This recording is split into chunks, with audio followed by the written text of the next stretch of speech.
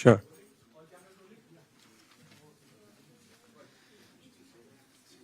Kshitij, we'll have Shilpa coming in the backdrop. Perfect. Okay. Oh yeah, there's it. Okay, great. Well, hello everybody, and thanks so much for joining in. My name is Neeraj Shah from NDTV, and it's an absolute delight to be moderating this panel because it is arguably the biggest buzzword after Donald Trump in this year's WEF, that is AI, and it's only befitting that the state which is usually taken the lead when it comes to all things technology has decided to set up this panel, and that is, of course, the state of Andhra Pradesh. And on the panel today, let me go by the order in which I have the names with me. We have Shilpa Kulhatkar. She's Global Head of AI Nations at NVIDIA, and it's a delight to talk to her, of course. Professor Daniel Susskind, Senior Research Associate, Institute for Ethics in AI, and Associate Member of the Economics Department, University of Oxford from UK. Professor Jay Lee, Distinguished Professor and Director at Industrial Artificial Intelligence Center, University of Maryland, USA. Seri Kreis, Professor of Cybersecurity, University of Oxford, United Kingdom. Professor Ricardo Hausman, Founder and Director of Growth Lab, Harvard University, USA. And of course, Honorable Minister Nara Lokesh from the state. So great. It was lovely to see the panel yesterday, Minister Lokesh, and it's a great setup that we have today. Can I just start off with the thesis behind you doing this right here at the WEF? Because yes, AI is at the front and center, but some of the topics that have been chosen have been curated carefully to drive home a message about what the state wants to do as well. Thanks to all the panelists for making it and taking time out. Really appreciate it. No, as a state, we are very cognizant that AI is here. It is fundamentally going to transform the way we're going to do things. I think the other theme that's been going is, are we going to be the disruptor or are we going to be disrupted? That's the theme that I hear across WEF this year. And Andhra Pradesh wants to be the disruptor. So what we want to gauge is, what is it that we need to do as a state? And how do you prepare the citizens for it? And how can we tap the power of AI for our farmers, for our artisans, for our carpenters, for our electricians? I think there's something substantive that we can do as a nation, and this is why we wanted to set this panel up and really learn from them.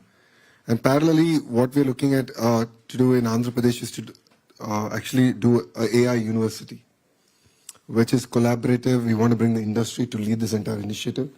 We've done this in the past with the Indian School of Business. It's called ISB. We've done this in, I think, the late 90s. And now I think time has come for India also to leapfrog, even in the education. So I think that's a bit of context to why we are here. Okay. Well, let me start. Usually we start ladies first. I'm not going to follow that because it's an equal panel here. Let me start from the far left and Professor Hausman, because it kind of flows in nicely with what Minister Lokesh just mentioned as well. How do you think institutions and the state, be it any state, whether it's Andhra Pradesh or otherwise, collaborate to bring forth the best practices, the best kind of learning models for the entire ecosystem to benefit out of this buzzword? I wouldn't call it just a buzzword, a technology which people say is probably even bigger than the internet of 2000. So my main piece of advice is to say the following. AI is what they call a general purpose technology. It is going to permeate across all human activities. So there is going to be very, very few people who will be needed to figure out kind of like the algorithm, the learning algorithms, the backbone, the hardware, the NVIDIAs of this world, right? But we need a lot of people to simply think, what are the human challenges you want to solve? And to what extent AI can allow you to do more than what you would have done without it. So if we, if you think that AI is a hammer, you're looking for nails. if we focus our attention on the things that really matter to us and be sufficiently cognizant of AI, we will be able to find killer apps for AI that have yet to be developed. You know, one of the reasons why there was a bust after the dot-com boom is because we invested a hell of a lot in the backbone and in the hardware and so on, and we didn't have the killer apps. That was before YouTube, that was before Netflix, that was before Amazon, that was before many, many things, right? So we are at that stage. We have something that empowers, enables to do many things. We just don't know what yet. So I would say, think hard about what are the key problems in your state, in your country, that you would like to address. You know, we would like to improve the quality of education. We would like to improve the quality of healthcare. We would like to do many things in life, right? Well, now we have this hammer. Don't think just about the hammer. Think about your goals and think about how you can achieve your goals using these instruments. And I would say that is where the killer apps are going to come from. And let me tell you, if you focus on your problems, on your headaches, on your obsessions, you will probably solve them. But let me tell you a secret. You're not the only one with those headaches. So your solutions are going to be solutions for the world. But you're going to get to those solutions for the world by understanding the specific problems you want to solve. This is something that came in yesterday's panel as well, that instead of trying to look for solutions that might be available, let states, let companies and let countries define what their problems are, and then go to companies for trying to figure out whether the companies can help them create the solutions for those problems or no.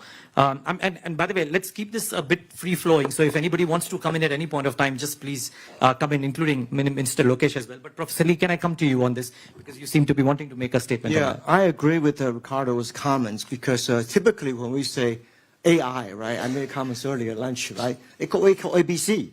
Three algorithms, big data, and computing. That's called 3 elements. But that's horizontal. Vertical called domain, healthcare domain, energy domain, right? Semiconductor domain, etc., etc. So if you focus on one domain as a purpose, then you look for the problem source. Then you develop AI process. I call 3P. Purpose, problem, process. Then you hit the goal. So to me, if you take a healthcare domain, which I made a comment earlier, right?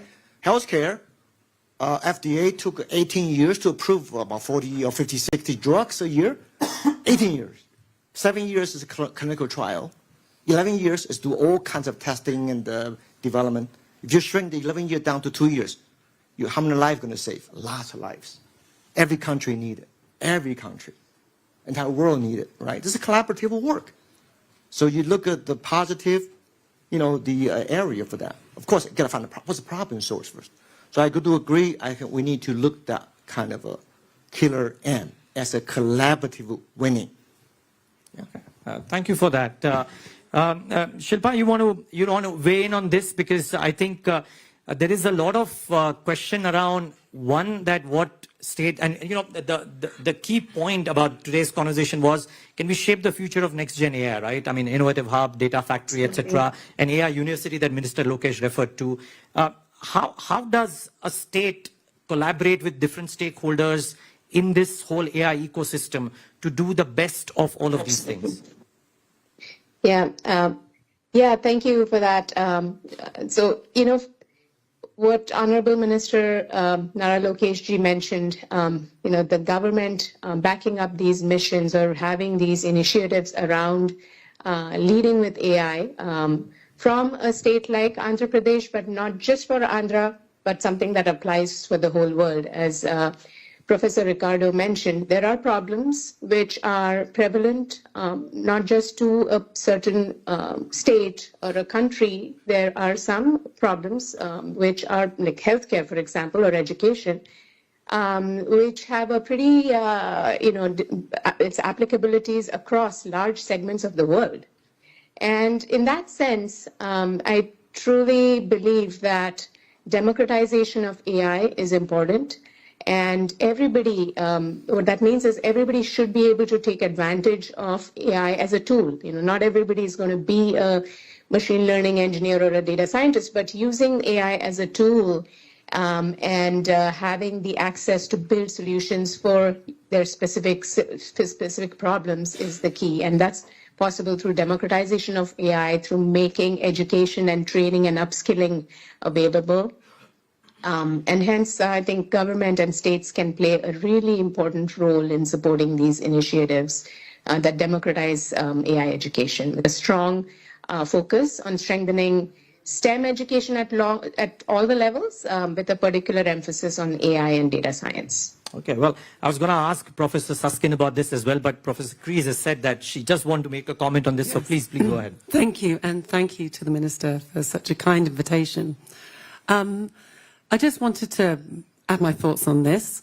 I'm a computer scientist by training who became a cybersecurity expert, and I'm fairly certain you'll find lots of uses for AI. As I look around the room, I'm looking at energy, urban centres.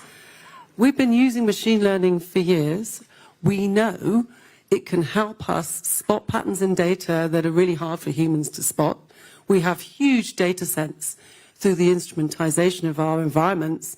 So if you're building smart cities or you're trying to manage manufacturing environments, process control, whatever it may be, there's definitely going to be opportunities. So I'll park that. I think that's for certain. I just wanted to come in on the educational piece and to urge you to think about a principled way of building the workforce of the future. And it's one that I benefited from as a computer scientist, and it's this. Teach our workforce transferable technology skills. So when I was taught computer science, I didn't attend a class to learn a coding language. I attended classes to learn how to write good code that works as it should do, efficient code. And then I was taught how to learn any language, whichever language was the one that everybody wanted to use. And I think that principled approach should apply in AI. What we need is people that know how to collect data, store data, label data, manage the integrity of data that's going to be inside the training. We need to teach people how to write the inference engines, no matter what platform they're writing it on. Think about what it means to learn, to help a model learn. And then we need to teach people how you write good models for understanding the environment and the importance of the interface. We may find that in the state in the future, that when we go and look at how you're managing the green energy emission, that we'll go in and we'll see folks in immersive technology and they're interacting with visual interfaces. But underneath that, same model, same inference engine, same data that might actually sit underneath another interface. And so I think there's such a huge opportunity, and it's a moment for us to make sure we don't get buried in the silos, that we take a principled approach, because then we can do the 3 Ps no matter which of the verticals we're in. Yeah, and Minister Lokesh, I would like to come in on this, but after a comment from Professor Susskind, because he looks at this argument closely, if I'm not wrong, and I would love to understand from you, because something that I was talking to Professor Kreese about, that the pace of development in this field is so rapid. What is it that, let's say, for example, an AI university that the state is thinking of can have as a necessary set of skill imparting that can help the students not just navigate through the AI challenges of today, sure, but over the course of the next few years, maybe? Sure. So I think when we think about skills in education, there are sort of 3 dimensions to this. The first is the what. What skills and what capabilities are we providing people with? And that, I think, is the one that gets most of the oxygen among politicians and policymakers, trying to anticipate what jobs will be valuable in the future, and so what skills do we need to teach people today. But I think there are 2 other really important dimensions to education, which sometimes get neglected. So alongside the what, there's also the how. If you were to step into a time machine and go back 100 years and walk into a classroom or a lecture theatre, it would look remarkably similar to how they look today, despite the existence of many really interesting technological alternatives. So just one example. We know that one-to-one tuition with a human tutor is incredibly effective. An average student who receives one-to-one tuition will tend to outperform 98% of students in a traditional classroom setting. The problem is, of course, that providing everyone with a one-to-one tutor is incredibly expensive. Lucky to do it at some universities, but it's not a model that can scale. And that's what's so interesting about some of the systems that are being developed now, the personalized learning systems. Because what they're doing is they are tailoring in an automated way what is taught, how it's taught, the pace and so on, to the particular skills and weaknesses of the student in question. Kind of replicating that very effective but very expensive human model. And so, I thought it was very interesting that in the first few months of ChatGPT coming out, one of the first partnerships they did was with Salman Khan, who's the developer of Khan Academy, online platform providing instructional videos and practice problems, really high quality stuff. When I used to teach maths, I'd often direct my students towards it, really high quality resource. But what he did was he teamed up with ChatGPT to develop what he's called Khan Migo, which is essentially a sort of a tutor that sits with you as you're navigating the site and provides the kind of interaction that you might get from a human tutor. So I think the how is really important as well. How are we using technology to change how we educate as well?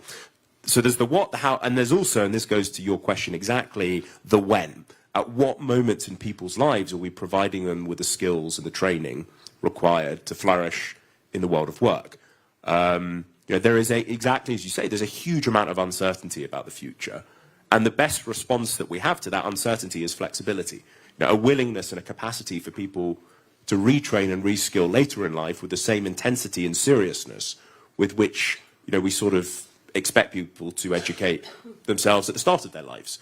And so I know today people talk about things like lifelong learning and governments have personalized learning budgets, but if you actually look at the resources we put behind those sorts of initiatives, they completely pale in comparison to the kind of investments we make in people at the start of their lives. And that can't be right. So my advice for a university like this is not simply to focus on the what, the sort of skills and the capabilities, but it's also the how. How are you using the technologies themselves to change the way you teach and educate, and also the when. What sorts of people at what moments in their lives are you reaching out to them, and are you tailoring what you're teaching to the particular requirements of that particular moment? Minister Lokesh, I think in some fashion, all of this is very helpful because in India, considering the number of students out there, if you go for one-on-one human tutoring, then it's a profession that I would like to take up yesterday because it's going to be very rewarding. But any thoughts on that? And then also, just coupled with that, also a point that Professor Lee mentioned, right, about vertical needed. And you are out there setting up data factories.